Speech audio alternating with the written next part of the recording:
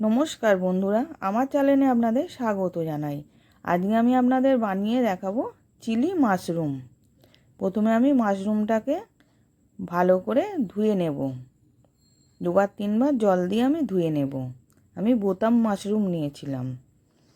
এবার আমি ধোয়া হয়ে গেছে, পিস পিস করে কেটে নেব। একটা মাশরুম 4 পিস করে নেব।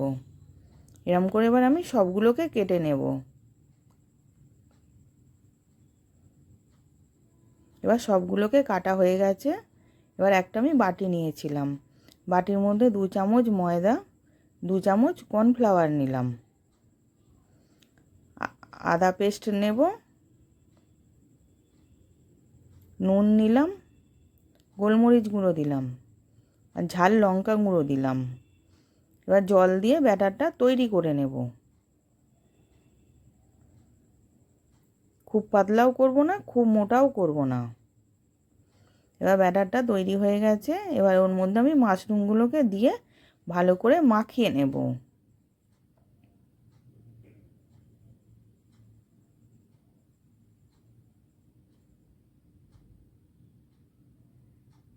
এবার ভালো করে মাখানো হয়ে গেছে। এবার আমি গ্যাসের মধ্যে একটা কড়া বসিয়েছিলাম। কড়ার মধ্যে তেল গরম করতে দিয়েছিলাম। তেলটা গরম হয়ে গেছে। এবার আমি মাশরুমগুলোকে দিয়ে দিচ্ছি।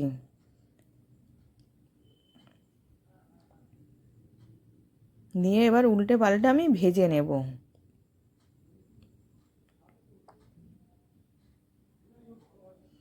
এবার এক পিঠটা হয়ে গেছে, আর এক পিঠটা আমি উল্টে দিচ্ছি।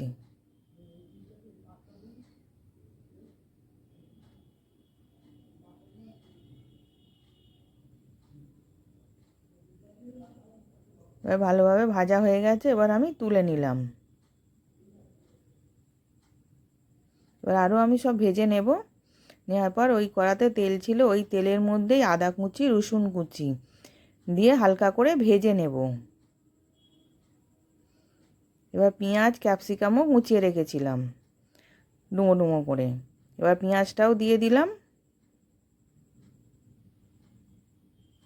ক্যাপসিকামটাও দিয়ে দিলাম।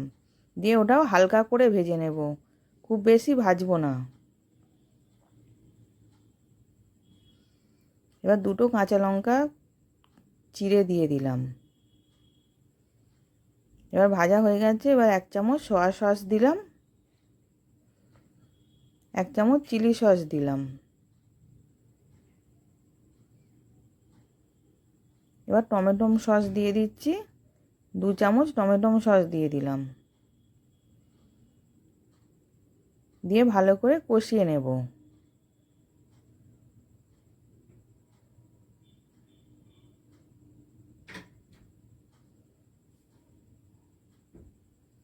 এবার ভালো করে মেশানো হয়ে গেছে। আর আমি 1 চামচ কর্নফ্লাওয়ার জল দিয়ে একটা বাটিতে গুলে রেখেছিলাম।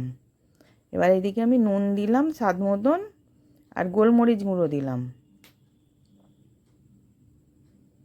দিয়ে ওটাকেও মিশিয়ে নিলাম।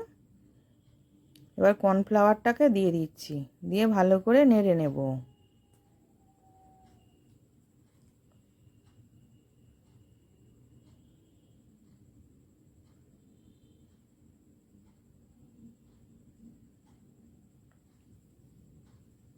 এবার মাশরুমটাকে দিয়ে দিলাম, দিয়ে ভালো করে মিশিয়ে নিচ্ছি।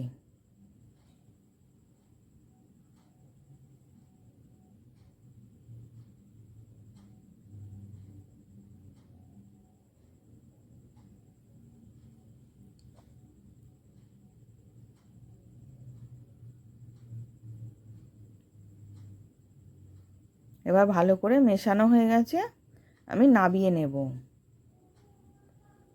এবার চিলি মাশরুম রেডি সার্ভ করার জন্যে। আশা করছি ভিডিওটা ভালো লেগেছে। আমি হাজির হব আর এক নতুন রেসিপির সাথে।